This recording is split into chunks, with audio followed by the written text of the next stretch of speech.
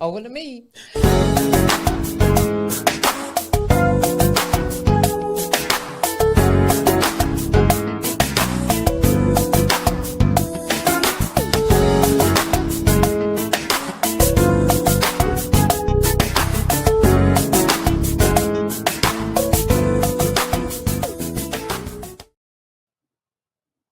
Hey, we are back in the building and we made it through the storm.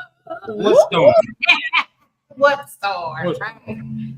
All right. Get hit like New York. New York got hit, but everybody else, blah. No, it was a lot of other people. No. Yeah. All right. Yeah. So, listen, this is Shift Real Talk, and we are back live and in full effect. We have a fireball show for you today. And as always, y'all listen, we want to help people in their marriages find love, be in love, healthy and nice and strong. So make sure that you subscribe. This is a love, life, and relationship podcast, and we are here for you. Now, you can catch us on any live platform, any platform, podcast platform. You can be in the car, ride with us, do it at lunch, put us on. But yeah, Shift Real Talk in the building. I'm your girl, Lady Free. I'm your boy, Pastor J. And I'm Zany. Yeah. All right, with the high notes. Here we go. Yeah, here we go.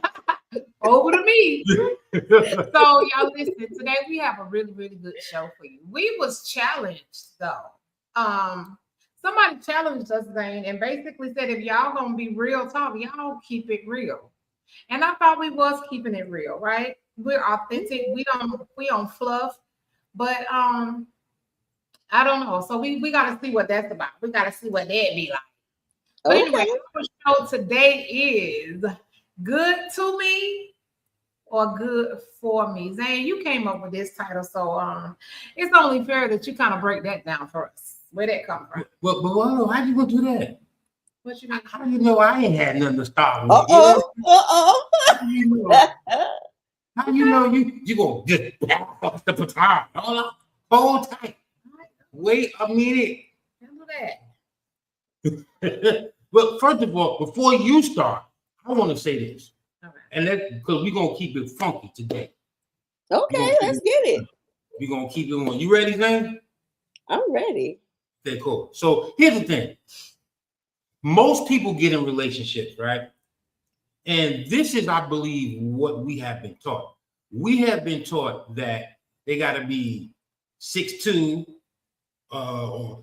or bottle glass, you know what I'm saying? She have hourglass, gotta have a 6-figure job, gotta be making money, gotta have everything in place. You know, this is what we've been taught to believe, that this is the person that we would believe that is good for us. Right. So that means they have to come to the table, bringing something to the table to be able to fulfill what we need. This is what culture has taught and is still teaching us till this day, that this person has to have this stuff already in order for this to be the good person for me.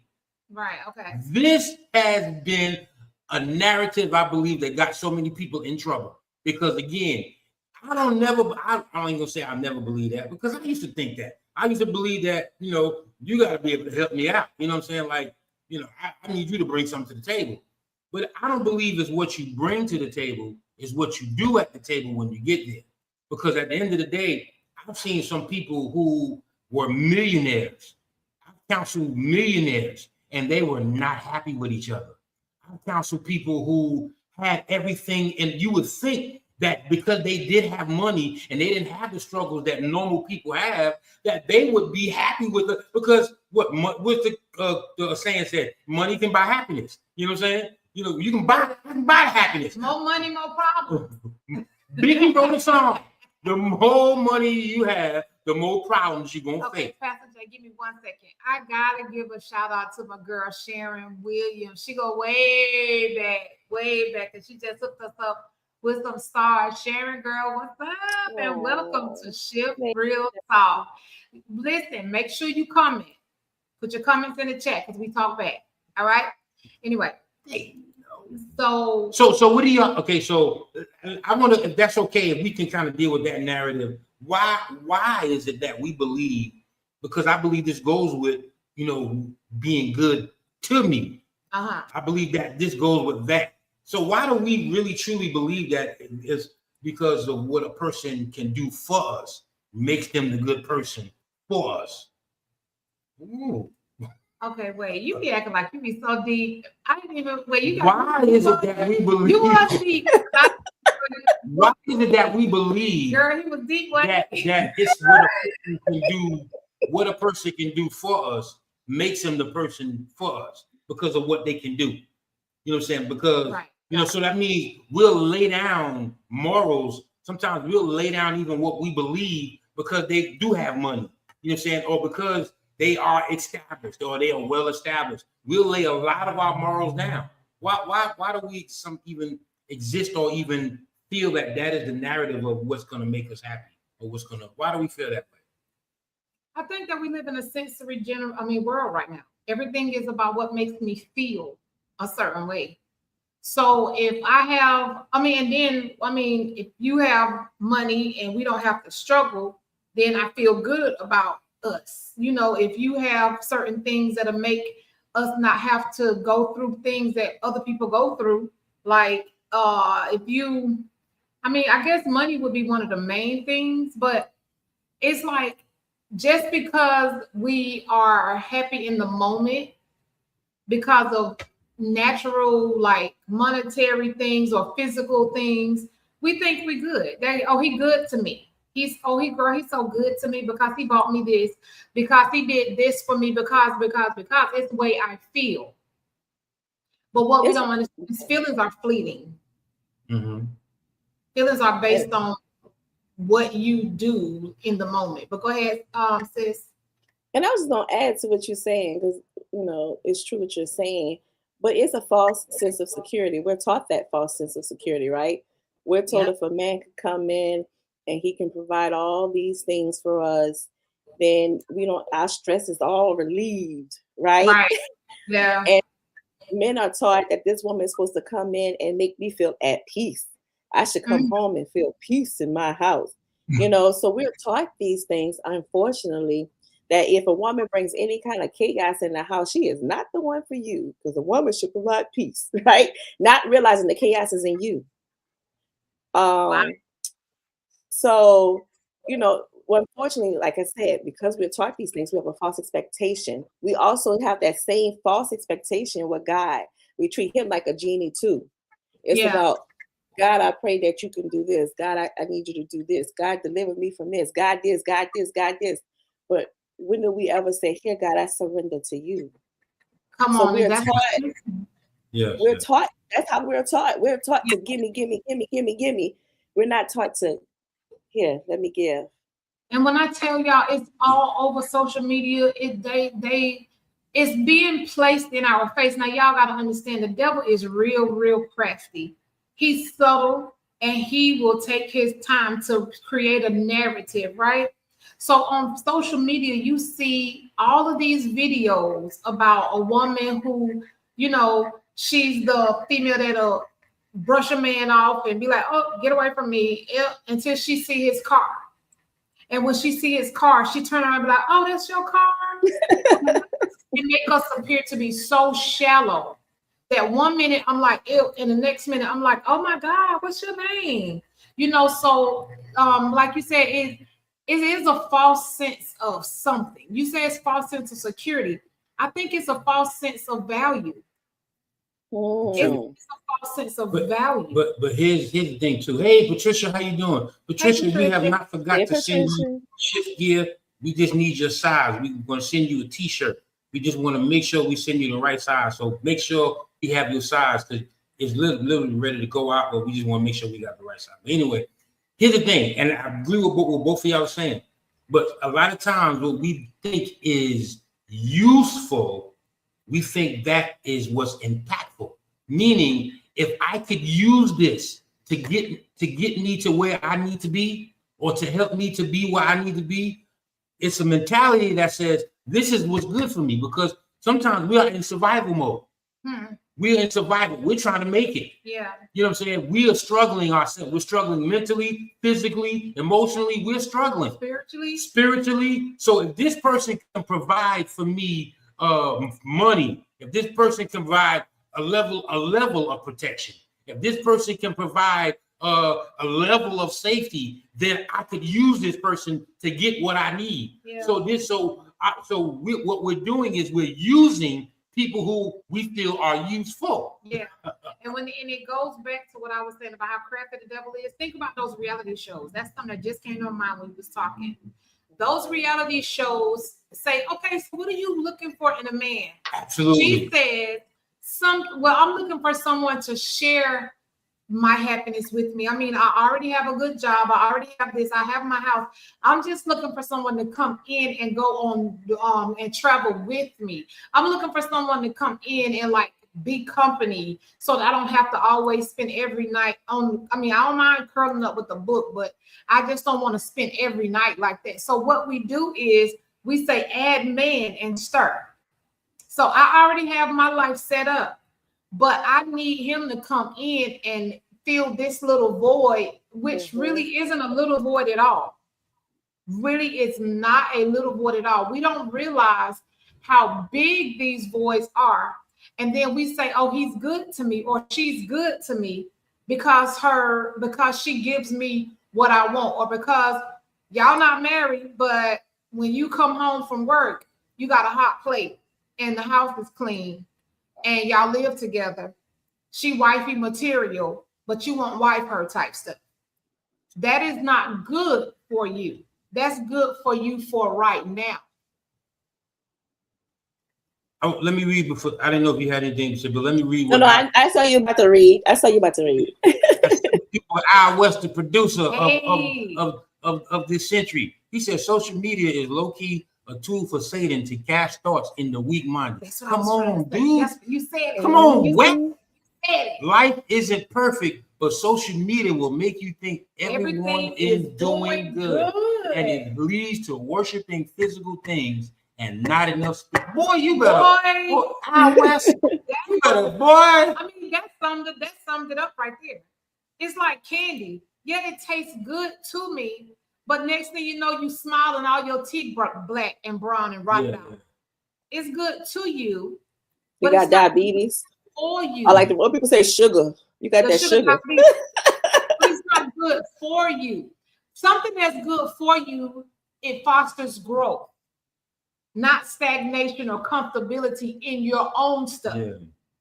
Something good for you could be somebody telling you the truth that actually hurt your feelings, but you know it's coming from a good place from that person, and you may need to hear that to kind of reevaluate some stuff in your life. That's what's good for you, having somebody on your team like that. But we don't want that because it didn't make me feel good that you said that, girl, I can't be with him. So is it possible? Oh, go ahead. No, go ahead. So I was going to ask, do you think it's something that's good to me could be something that's good for me? One and the same. Yes, it can be. Let me tell you why I don't think so. Yes. No, not me now, because nobody's wrong here. But at the end of the day, what's up, Dad? Sometimes we think something that's good is alignment, and this is what we think. But I believe that when we look at what we believe is good, it really clouds our judgment and what we should be discerning. Because just because somebody can do some good things for us don't mean that this is the person that is for us. But because you can open the door, or because chivalry ain't dead, don't mean you have a good character about understanding, how to exist with somebody. This is really about how you are able to function and help each other grow, because there should be a level of growth, not a measure of goodness. I actually like that one. Woo! I actually like that one. Be a measure of growth, what's good for me. Yeah. And not just a measure of what? Goodness. Goodness. So yeah, right. Baritone had a statement. He said sometimes it's daddy issues. Well, let's talk about that. When you're dating, you think the thing that's good for you is what you had in your mind that your daddy should have been for you. That's male or female. Because sometimes you got to understand, it's some guys out there. I heard this guy came to our show. He's a pastor, and he came to our show a couple of years back, and he made this statement I could not get out of my mind. He said, "Do you realize that some of these young men, we talk about females dating older men because she got daddy issues and stuff like that. Can you imagine that there's some guys out there with daddy issues looking for their daddy too, and that's why they ran into the hand of someone, to the arms of a man, because he was looking for his daddy too." Mm-hmm.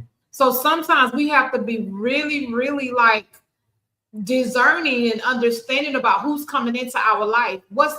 We don't always know their motive, but over time you can't fake and hide for too long.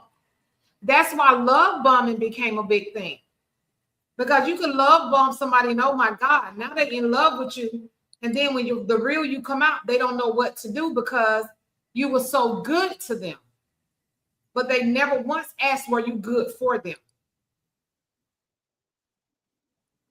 You about to read? Go ahead, read. Yeah. I wouldn't wanted you to read it, but I'm gonna read it. I was on fire tonight. At West, he said the only truth we will ever encounter is the scriptures. Along with that, we just have to have faith and rely on discernment. That is so true, because here's the thing: a lot of times we rely on the relief as opposed to relying on the discernment. Because being relieved of this thing that I feel is pressuring me would help me ignore looking at character, looking at scripture, because we're getting relieved. So we won't look at it. Yeah. That relief, when you said that hit me. Oh, it made my breath pause, because it's like, I remember that.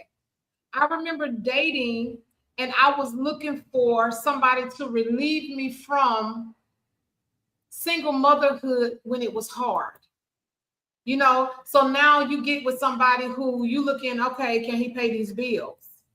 Can he relieve some of the pressure and some of the stress? Because I got a lot going on. So I'm going to pretend to be this person that's whatever he needs so that he can give me what I need.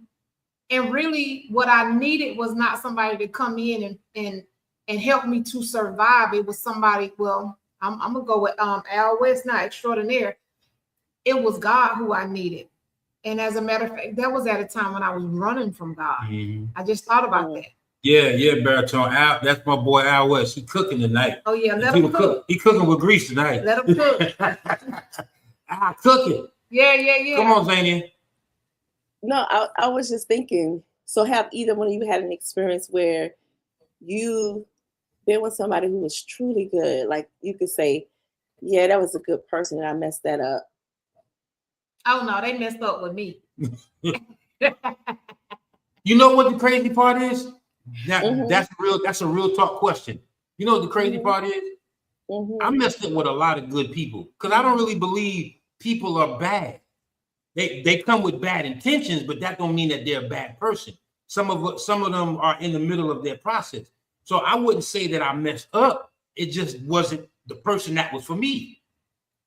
It just was. They just was not the person for me. And certain things happened that allowed us, because again, if it's the person for you, like I said, there's going to be a level of growth. There's going to be a level of we're working together. Right. We're aligning in our purposes so that our purposes meet, so that we can now get to where we're going. Right. And just I was trying to align my purpose with my purpose was going in the garden, and her purpose was going on the street corners. You know what I'm saying? And so our purposes didn't, it didn't line up. So sometimes we try to align with people who were not designed to align with us. Right. So again, so don't say that they're bad. It's just not the person for you.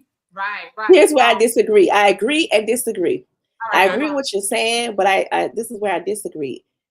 There is a possibility that person could align with you and you could decide to walk away, because at the end of the day, you still have free will. So, because I've had experience in high school where this guy treated me like a queen. Okay, I mean a queen. And he was causing me to grow. But I was stuck in my mess, not even too immature to understand the growth process. In my mind, I thought it was control. It took for me to mature to look back and say it wasn't control at all. He was pushing me in an area I was uncomfortable at the time. So there are some dogs who are still stuck in that place too, where they're not ready to mature. So you gotta go ahead. Oh, my question was okay. I gotta be me. So my question is, you should go on Facebook to see where he is in his life right now. See what kind I did. Oh, he's the same kind of person. He's the same kind of person. Let me tackle. Let me tackle some of these comments. Because I did in my maturity, I had to see too. That little nose like, wait a minute, let me see if it was fake. Let me see what. Right. Listen, Zane, I did that once, and I uncovered the booger wolf. Like, I'm glad I escaped that one. Elijah, hey, Elijah, we love you. She said a lot of people fall in love with the mask. That's true. My goodness. That is true. You are so correct. And this is to what you were saying. Doing permanent things with temporary people. Come on. Come on. When they're temporary people. Come on, poet. How do you know when they're temporary people? How do you know? Right. How do you know? Yes. How do you know they're temporary people? First of all, because here's the thing, and this is what I say about to what you said, Jania. Because are you gonna answer what I just said? Yeah, I'm gonna, because it all goes together. It all goes together. No. Okay, let me. I'm glad you asked. So here's the thing. Sometimes we meet people in the middle of our process. Okay. So you'll never know whether this person is good or whether this person is not, because we're in the middle of what we're going through. So sometimes that push away may be the fact that, okay, look, I'm in the middle of my process. So I believe that when you really meet that person, when you've gotten to where you need to be and God has done the work in you, and if it was meant for you guys to come back, you know how I know? Because I've lived it. I met her, the dopest person for me. But the thing was, I couldn't see her where I was. She's your queen. I couldn't see her where I was. You know why? I had a lot of things that were blocking my vision, and really I had to get to that place where I had to deal with those things. I had to deal with myself. So I couldn't be with her. But when I got myself together, it was like automatically it came back together. It was like I held the lock, he held the key, clink, clink, open me. And that's the point I was making. Yeah, no, go ahead. What you said? No, I was saying that's the point I was making. Okay, that I've seen a lot of people who've actually walked away from a God-given person because self and self told self that they weren't the one for me. It was because self didn't want to grow. Okay, so I agree. Hold on, wait a minute. Let me before you get it. All right. So this is what Baritone is saying to you, Z. He said you didn't have capacity for him at the time. At the time, in high school, I agree, because she didn't say she was immature. This is when I asked, how do you know it's a temporary person? We got Aunt Liza said growth, no growth. That's how you know he's temporary. Extraordinaire says discernment. That's how you know. Yeah. You got to have discernment to understand that this person may not be going in the same direction you're going. So at that crossroads, y'all need to say deuces. A lot of people start new relationships before they are healed from the previous failed one. That's true. Wow, from the previous failed one. So then what you cooking tonight, man? You cooking tonight, boy. So then you get into the relationship with the new person, bringing in old stuff, and then what happens? You love bomb, because some people are in love with the start of a new relationship. Some people love being in that first moments of love where everything is so beautiful and everything is so good, and that's my girl, that's my guy. And some people are in love with that so much so that when an argument comes or when things start getting to the point where it's not that lovey scene anymore, they can never get to the person that's good for them because they out. This ain't what I thought it was. Then they got this thing where they say people just grow apart. But no, what happens is you didn't take the time to allow that person to possibly, like you said, Zane, push you into those uncomfortable places that possibly could cause a level of growth that while right now you still a shrub, you could be a mighty oak. So, but okay, but going to your point, I want to ask you, because true, now I'm hearing what you're saying. You're saying, okay, what if I'm not in the position to even hear or even see? Because again, you said you said you were stubborn, or you was just in the point where you were pushing him away. He was a good person. So how would you know in this state whether he could have been this person or not? How could you even have like the level of growth with this person when you don't even have that level of growth for yourself? So I really believe too, like, I guess my question is, yeah, exactly. So how could you have the thought that I want this person to love the person that I don't even love? And that's the thing. I didn't have it at that time. That's why I said later on, that's when the realization came that, oh gosh, because right after that, I chose someone who did not treat me like a queen. Like, you look back on things and you go, wow, I let go of someone who treated me like a queen for someone who treated me like a secret.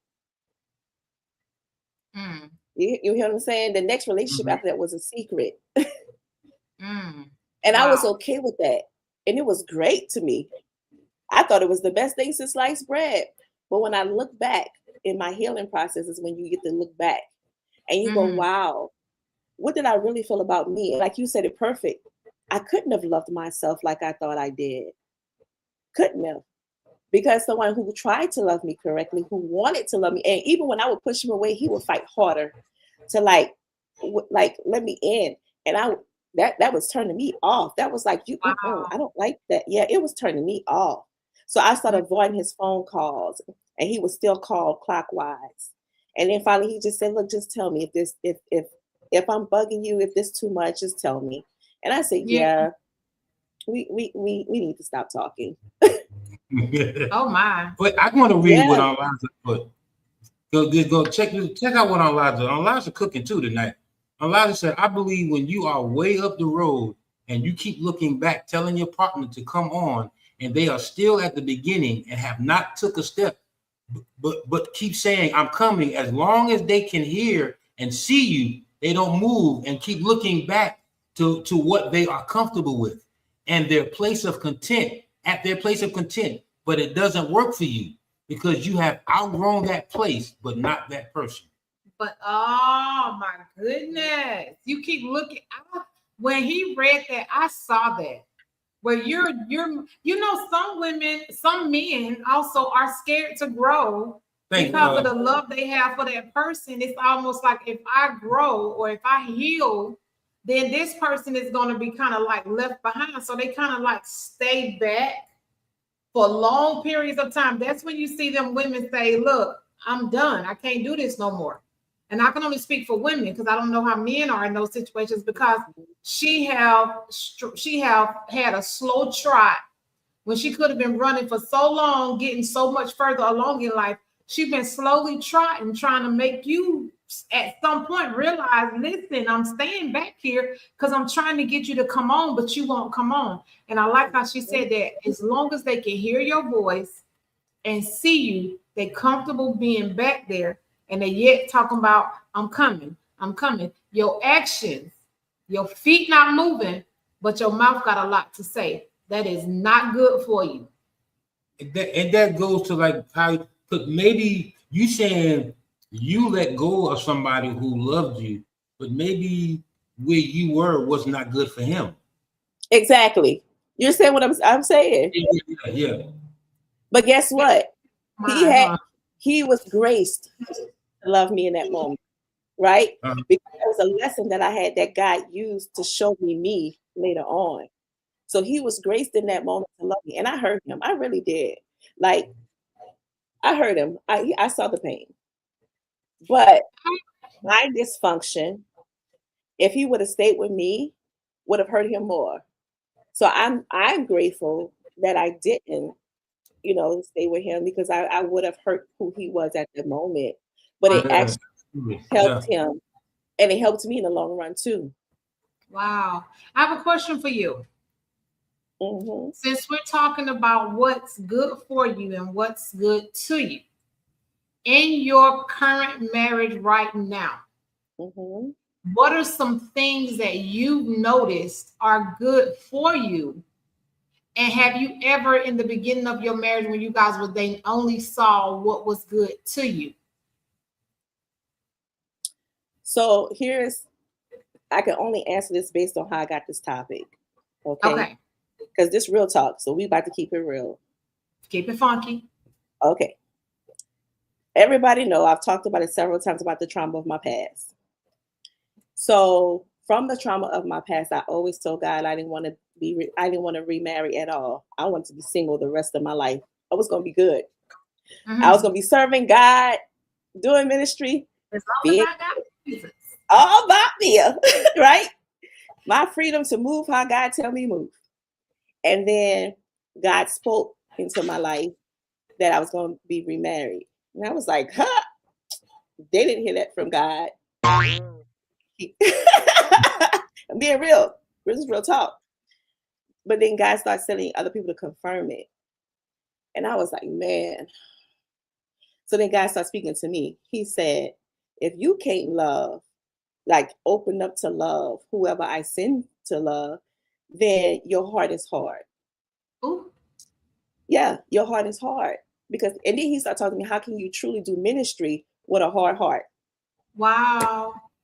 Okay, here we go. So literally when my husband came in my life, I did not see him as my husband. He did not see me as his wife. We didn't. He never wanted to be married, and I never wanted to be married. We were friends. We were good with that. But then I don't know what happened. I'm being honest. I can't tell you. Even he, like when we tell the story, we'd be like, I don't know. It was God. It literally was God. And this, like, 2 days ago was when I sent that text. I was praying for my husband as I was driving. Mm-hmm. And as I'm praying for him, like I said, I'm still dealing with Mia. And so I was like, oh God, like this man is so good to me, but I get annoyed for no reason. And as I was saying, he's good to me, and I'm visualizing he's good to me, the Holy Spirit quickened in me and said, what's more important, that the fact that he's good to you or for you, because he's good for you more than he is good to you. Oh my. And then I had the conversation with God, and that's when I texted you. I was like, we got to talk about this, because that was true. It was so true. He is so good for me more than he's good to me. And he is a good man. But he's good for me because he caused me to grow. When I'm uncomfortable, that's why he irritates me. It's because he be like, I can't agree with that.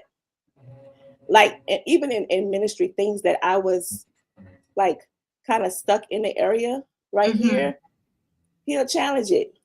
Well, I don't see it like that. And this and this, and let's have a conversation or whatever. So he causes me to grow. And that's where the irritation comes from. And a lot of times we don't like irritation. We think it as a bad thing. Oh, why does that person get on my nerves so bad? Because they rub you in those places that you're uncomfortable. They cause you to grow. They cause you to come out your comfort zone and be okay with it. It's not a bad thing. And sometimes people don't get in these relationships. God sends that irritation to help you grow. But we so stuck on wanting to feel good, wanting to just be out of what I'm in and all of that stuff, thinking only of us, that we can't even see that God had our best interests at heart by bringing that irritation. It's like the pearl.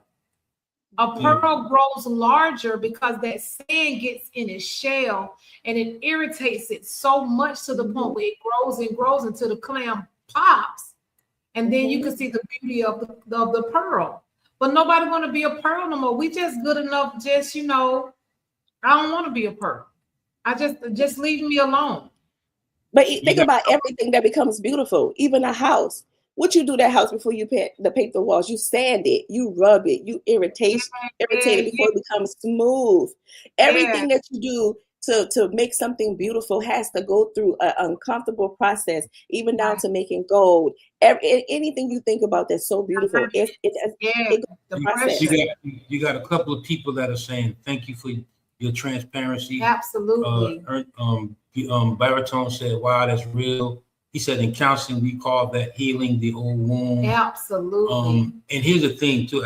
First of all, thank you. We thank you for you, but this is real talk. You are, so we, I ain't got to, you know what I mean. I ain't got to do that to you because you part of us. But here's the thing: a lot of times we get irritated because we want the control. Ooh. You know why we want control? Because we feel like we know what the result is going to be having the control. Yeah. So that's what it is. Well, if I get it this way, then it's going to turn out like this. But if I get it this way, then it's going to be like this. So when it irritates us, it's because we don't know what the outcome is going to be. So we're irritated with the unknown. Yeah. But God is saying, this is not your will. This is my will. Come on. So when we allow God to have his will, then we won't be irritated, because guess what? When we're walking in his will, we're walking in our purpose. Exactly.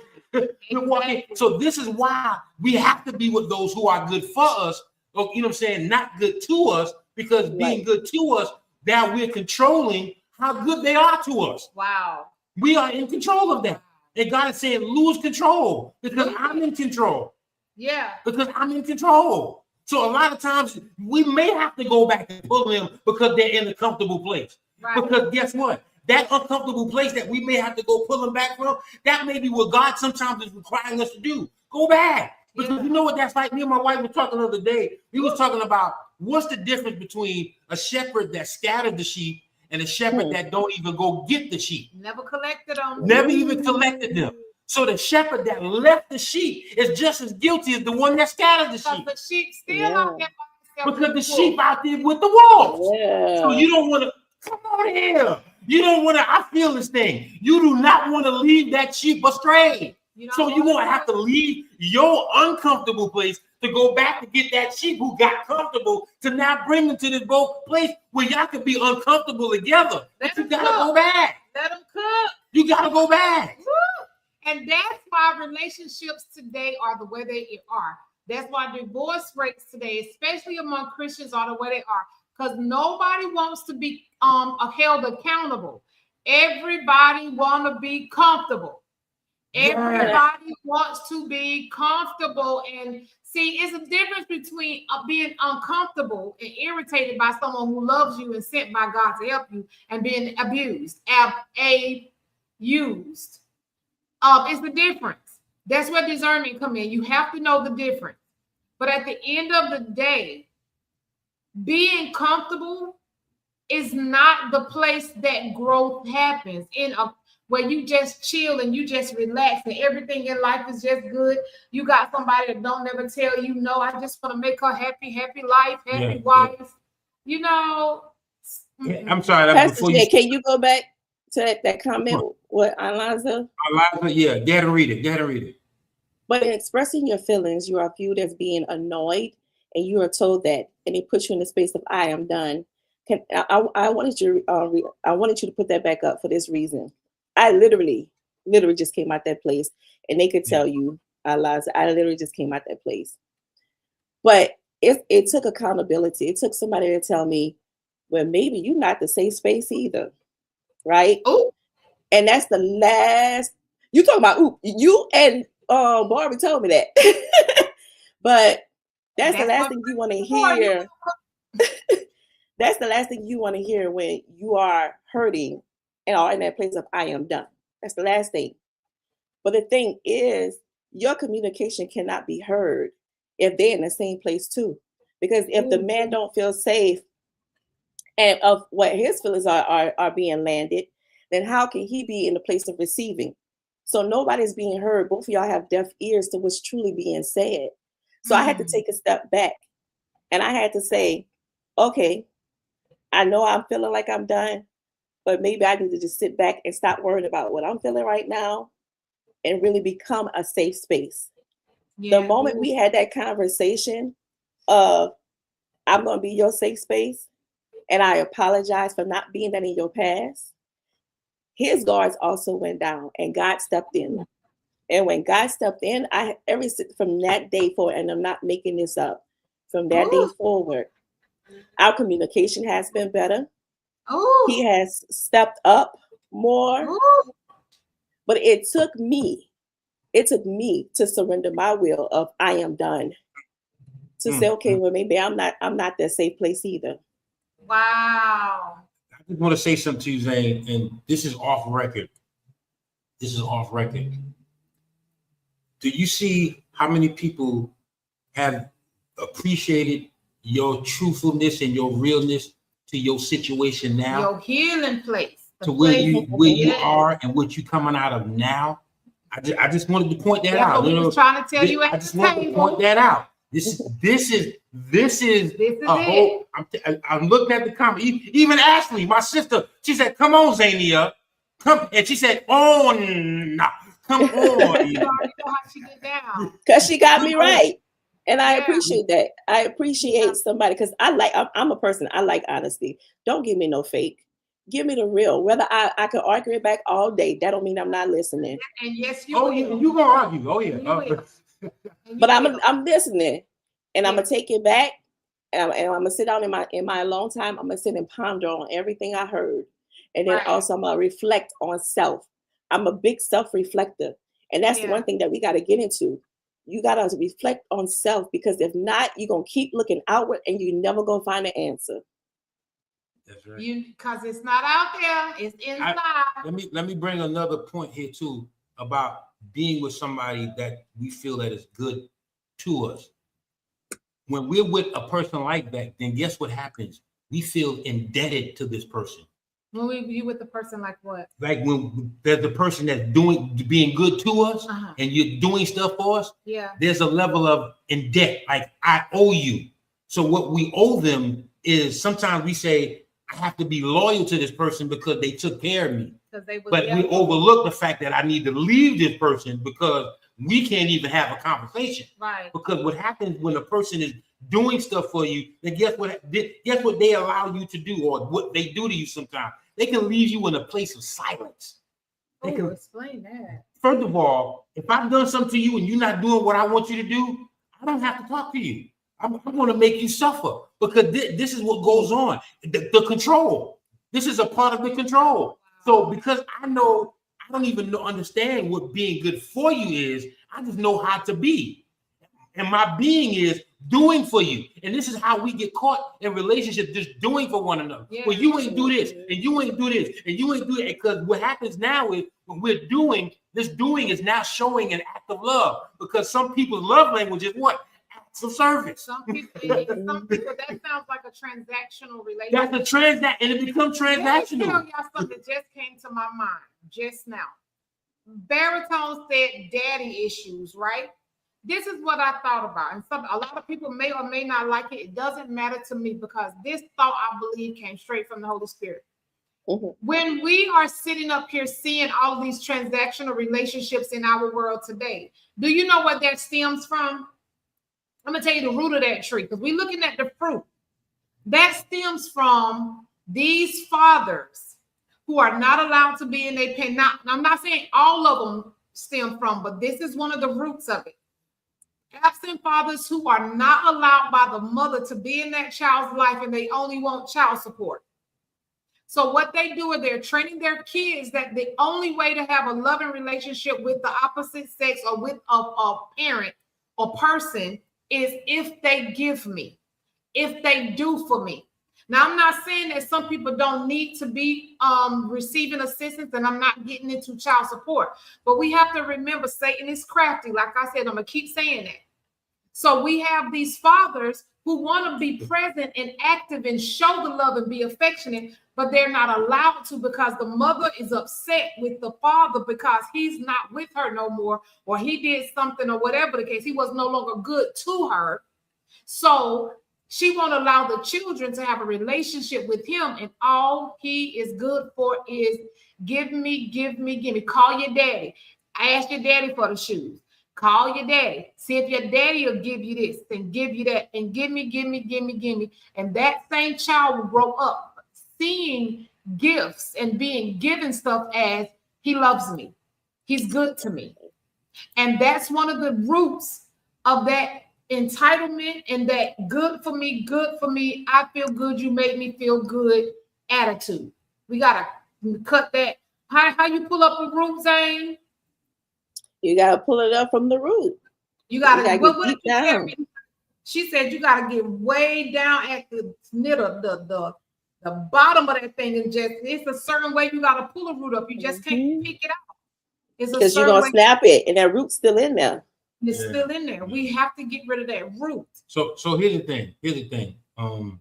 There's a difference between being good to you and being good for you. Mm-hmm. Somebody that's being good to you can help you progress, but still be harmful to your spirit, can still be harmful to your growth, can still be harmful to your process. So here's the thing.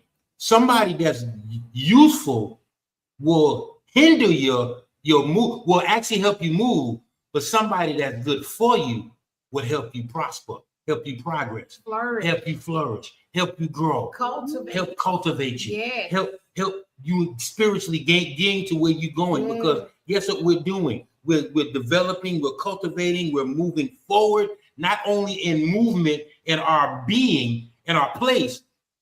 We're moving forward in our place, but when you're with somebody that's good for you, you're moving forward in your being. You're moving forward in who you are, who you've been called to be, who you've been risen to be, who you've been in your purpose. So there is a big difference between. Come on. Yes, there is a big difference. Big difference. So many of us out here trying to be a human doing. Yes. But God created us to be human beings. We're so busy trying to do to gain acceptance, to gain to people liking us, to gain. God never said do. Mm-hmm. He said be. He said be. Yes. You are supposed to be a human being who I've called you to be. You're supposed to be a human being in line with me so that you can walk in the purpose I have for you. You are supposed to be trying to please me, not please people. I am going to fill your void, said the Lord. It's not going to be him. It's not going to be her. It's going to be me, because I'm the only one big enough that can spread wide enough to get down in there and give you the healing that you need to make you whole. So let me ask y'all. Go ahead. Let me ask y'all this. So we understand when our spouse's actions seem to be against us, but it's actually helping us in that purpose. How do you think that we should respond to that for those who are pushing back on that or who fighting that? How do we overcome? And I'll give an example for me. I think it's a renewing of the mind. Thinking will keep you right there thinking. Mm-hmm. You have to see it differently. You can't keep looking at it in a negative way. You have to ask God to show you, because God says he sees the heart. So ask him to show you, okay, what's his motive behind that? Did he say, and you should know the personality and the characteristic of your spouse, but you should take that first of all by acknowledging that maybe I'm looking at this wrong. And like Patricia said, you have to get in alliance. I also believe that we should ask this question. Mm-hmm. This is the question that we should ask. Mm-hmm. The question should be not what you could do, not what you can do for me, but what can we do to grow? What can we do? What can we do to grow? Yeah. Not what you can do for me. You know, say, well, what can you do for me? No, what can we do to grow? Right. What do you bring to the table? No, what can we? Yeah. And you know, back in the day, that's how they were married. It would be two different kingdoms coming together, because coming together will cause a greater mass of land, it was always something greater. It was never something less.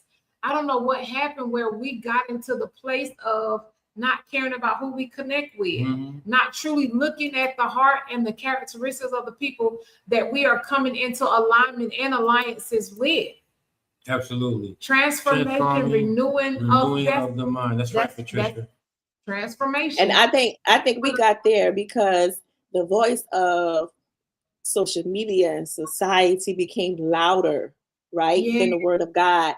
Because even you're looking to churches and what's speaking louder, even in churches, there was a point where church was the foundation to teach outwardly, but now outwardly it's coming into the church. So it's hard to see the divide, right?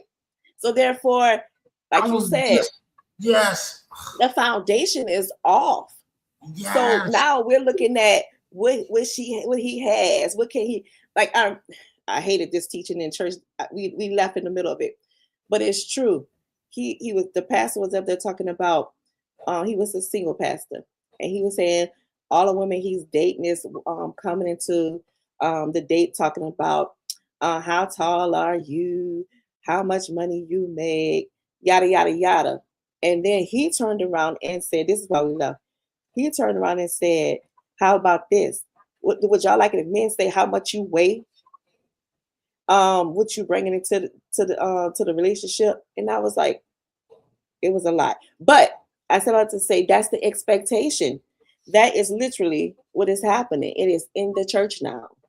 Yeah. And that just goes back to that question. What can you do for me? Yeah. Because that's what relationship has come. What can you do for me? Whether it's financially, whether it's intimately, whether it's physically. When we make that the basis of our relationship, especially, y'all know how, let's keep it real. When we get in these relationships and we are intimate, this is what you can do for me. And sometimes this is the foundation of a lot of relationships. So it becomes now a gift giving. Yeah. And the gift giving is only motive based because now I want you to be able to do something for me. Yeah. You can't do nothing to make me good, but you can only do something for me. And I'm just keeping it real. Some relationships are based only on a physical foundation. Even more so now than ever, because we see it in our face. In our face. You took me out, and so he's saying, "Man, I spent $150 on you." I mean, what? And you expect to gain the most prized possession God has given and created on me. Something $150. Something nobody else has like mine. I don't care what you say. And you want me to give that to you for $150. $150. But you want me to give it to you for $150.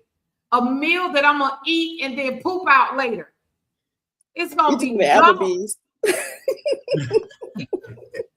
It's like, no, that don't make sense, but we falling for it. And the crazy, because you're right though. Culture, and we've talked about this. Probably we had an episode about this, kingdom versus culture. And the thing is, the kingdom is now influencing the culture is influencing the kingdom, which is not supposed to be. It is not. The kingdom is the foundation. It is the foundation. It is the foundation. It is the reason why. It is the reason. It is the beginning, the end, the foundation. I mean, the kingdom is what it is, but culture is now influencing the foundation. So culture is becoming the foundation, and it's like, well, we don't do it like that no more. The word is today. Today is the same today, yesterday, and forevermore. It does not change. So that means culture does not have precedence today that it did not have back then. Okay. It didn't have influence back then. So you just said something. God says, "I'm the same yesterday, today, and forever." Yes. So why do we keep saying it's the church? It's not the church. So this is an example I said to my son the other day, because we had this conversation about the church is this and the church is that. I said, if somebody clones you and look just like you, an imposter, walk just like you, your voice sound just like yours and everything, but all of your friends starting to say, TJ tripping, TJ did this, and his character was not the same as yours, I would say that's not TJ. There's no way that's TJ. He can look like him all he wants. He could say he's TJ, but if he don't act like TJ, he's not TJ. So God already told us in the Bible there are going to be false prophets that's going to be spread abroad. They're going to say they pastors and they not. They're going to open up a building and call it a church, but it's not. They're going to do all of these things that's going to look like, sound like, but the characteristic of it is not like. And that's why God gave us that key. You will know them by their fruit. If their fruit don't look like the kingdom, the culture is not influencing the kingdom. We just keep acting like we can't see that it's not the kingdom. We keep calling it something that it's not. It's an imposter. It's not the church. Yeah. I agree with you, sis, as somebody who already has relationship, who's already been in this relationship for a while. But when we talk about somebody who is a babe in Christ, who's just being introduced, to them, that's the church. And as the imposters are standing, there influencing. Not enough of us are saying that's not the church. We keep saying, but that's what we're doing now. We need to open our mouths and say, no, that's not my daddy's house. No, that's not my daddy's child. Anything in the world that happens in the world, it's like we like this. But when it comes down to God, his children, his kingdom, and his family, we act like the Bible don't tell us point blank, period, what it is. And we as his children are pulling for it. We as his children are saying, yeah, you're right, the church. No, that's not a pastor. How do you know that's not a pastor? Because in God's book, he shows what the criteria of a pastor is supposed to be. If it don't meet the criteria, it's man's man, not God's man. Glory.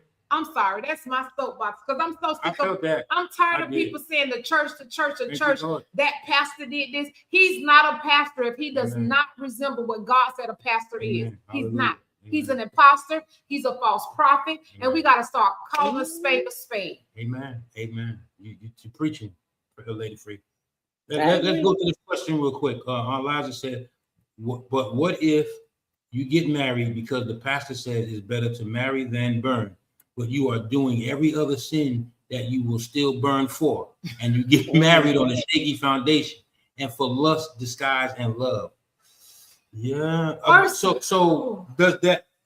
Well, again, yeah, that's true. I guess she's talking about when I was talking about how relationships are based on correct me if I'm wrong, Elijah. Yeah, relationships today are based on the physical, and this is what we do. You know what I'm saying? To exist. No, I think she's asking a genuine question. I think she's asking a genuine question. Okay. Y'all, it's good, better, best, right?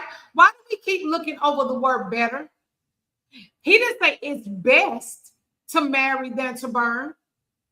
A pastor can say the scripture say it's better, because your heart's so hard that you don't want to just be obedient to the word and abstain from sex until I send you the person. You keep muddying up the water so you can't see clear. So you have this person who says he's a pastor that comes and say, well, it's better to marry than to burn. And instead of you taking up on yourself to say, no, I'm not going to burn because I got some sins in my life that I need to correct. So it's not just about sex. I'm not getting married just because of sex. We use that as escape. It's better to marry than to burn. But he didn't say get married. He was just letting you what was better. She answered. She said, first of all, Patricia said, break one thing, you break them all. And Elijah said, no, that's why I got mad. So right. Wow. I understand. The best option. He just gave. But she felt pressured. She said she felt pressured because he said that. Mm-hmm. But at some point, and that's why we do it, Eliza.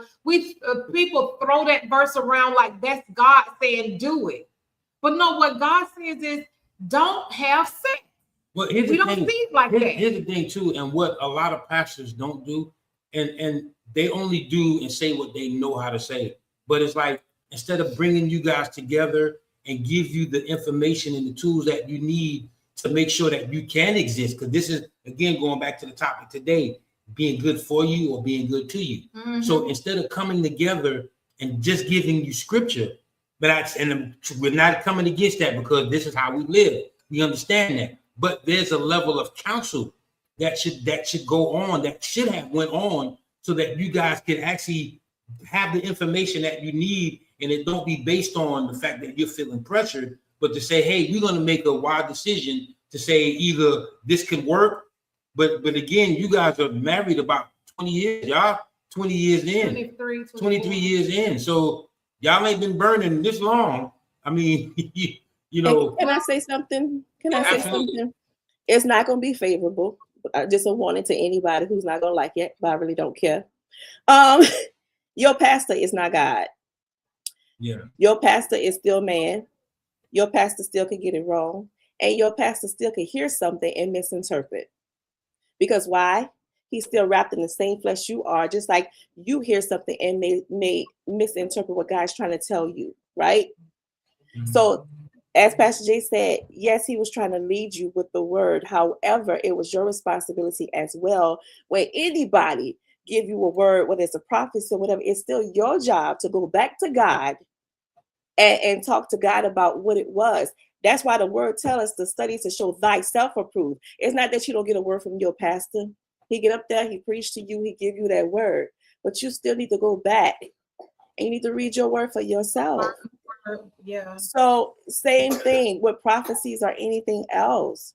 You need to go, okay, God, is this what you're really requiring of me? And get that confirmation. Yeah.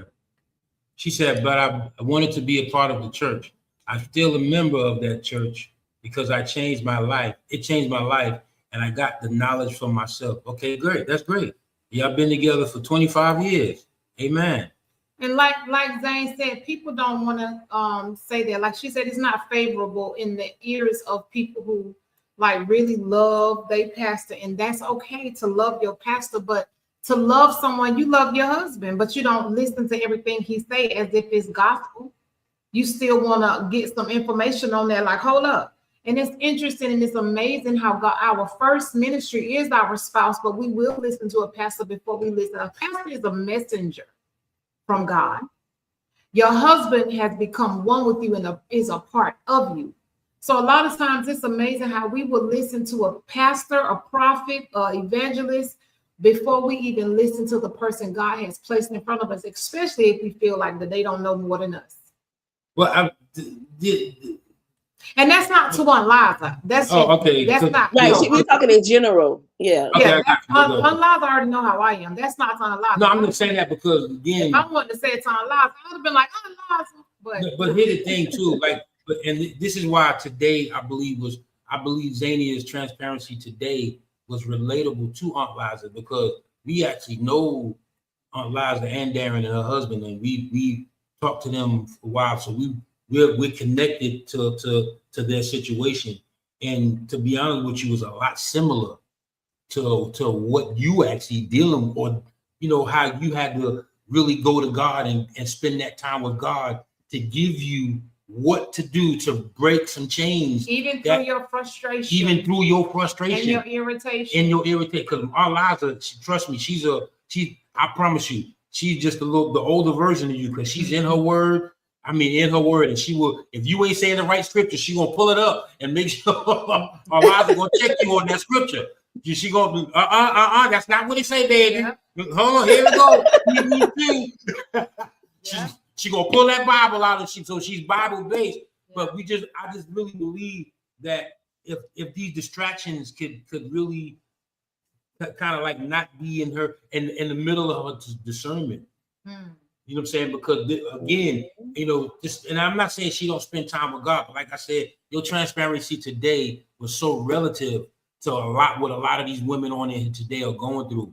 And I really believe that you set some captives free today by really saying and, you know, being open and being transparent. And this is just, let me tell you something, girl. From now on, that's how you drive. That's how you drive. I always drive like that. Y'all just don't like how I drive, but I'm always driving like that. No. Hold on. Wait a minute. This was a level of transparency right now. Right. So that's what I'm saying. Present transparency. So, but this topic came out of right now. So that's what I'm saying. You saying what I'm saying? Because like I said, no, we trust me, we love what you bring and we love it. But I'm just saying, right today, your transparency, like I said, I can see even how it was very relative to what a lot of these women are going through. Absolutely. And our time is up. This was who said our time is up? Y'all ready to go? We in the studio today. People got our word. Oh, yeah. Well, this was a really good topic, though, because a lot of people today, I believe, they really go after what makes them feel good. And I think that if we continuously sow the seed, people will understand it's not what makes you feel good all the time. It's sometimes those things that push you into those uncomfortable places that will help you to get to the next level. It's like, dog, I feel it's right there. I just can't get to it because you got all the people surrounding you that's going to tell you yes. I hate to cut you off, but I have to say this because I thought you said we're not running out of time because we're not in the studio. I know, but I just had this because I'm reading what Eliza put, and I'm thankful that she is being transparent because this is God is doing something in Eliza. Because let me read what she just wrote because I know this is God. She said, "My husband has adult autism, and I'm dealing with a whole different spirit, but God has given me grace." So I can give grace because I'm not perfect and never ask for perfection. Come on. Yes. That is. Yes.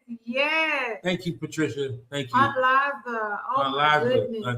Eliza. That is absolutely like. Yes. Eliza. Oh, my. You're going to make me cry on this live today. Oh, my goodness. Because that is big. That is big. We know God. We know God can do anything. Amen. Now God can do anything. God can do anything. Man, listen, y'all. That is our time. Yes. I mean, we ain't gonna, we're gonna get with us again. Zania, listen, Zania, we're gonna do more of these. We coming up with some Zane moments, y'all. With some insane moments. This is gonna be in the near future. We ain't speak to her about that yet, but we're gonna meet and we're gonna tell her the things that we've been kind of assessing, what we're gonna do with her. Saying she needs a own little segment. Saying so we're gonna work on that where we interviewing her. Saying, but y'all look for some stuff that's gonna come. We shaking it up. The Holy Spirit and listen, y'all. On the move. And listen, y'all. Please, if y'all not doing nothing, Lady Free, come on, get an announcement. Let them know. Okay, this weekend, guys, was postponed. We had to postpone our Shift Real Talk panel.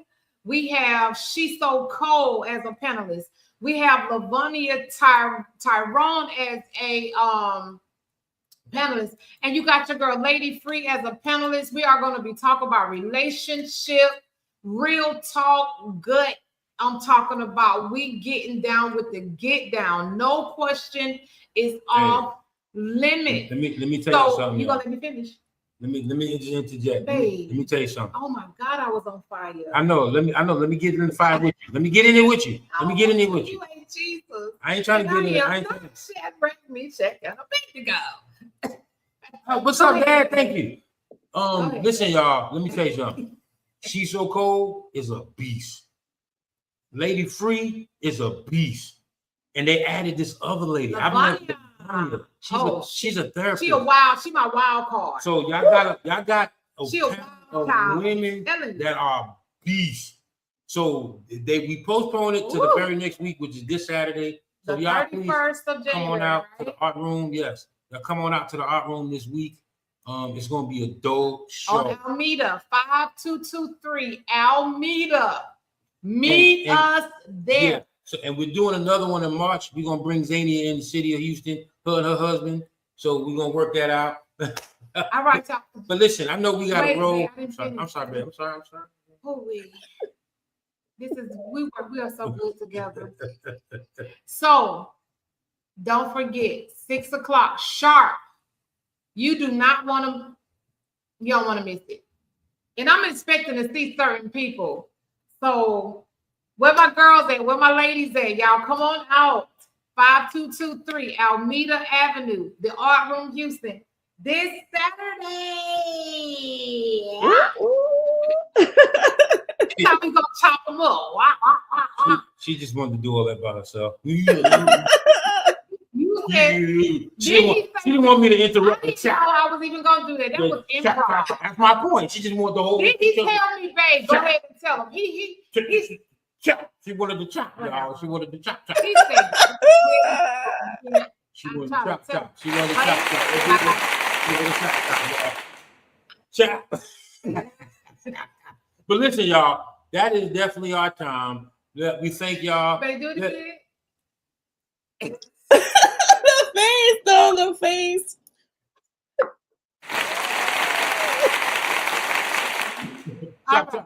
Chop. But listen, y'all, listen. So that's it, man. Look, I'm your boy, Pastor J. I'm your girl, Lady Free. And I'm Zany, y'all. And that is Shift Real Talk. I can't. I'm laughing. This subscribe, like, and share. And we love you until next time. Peace.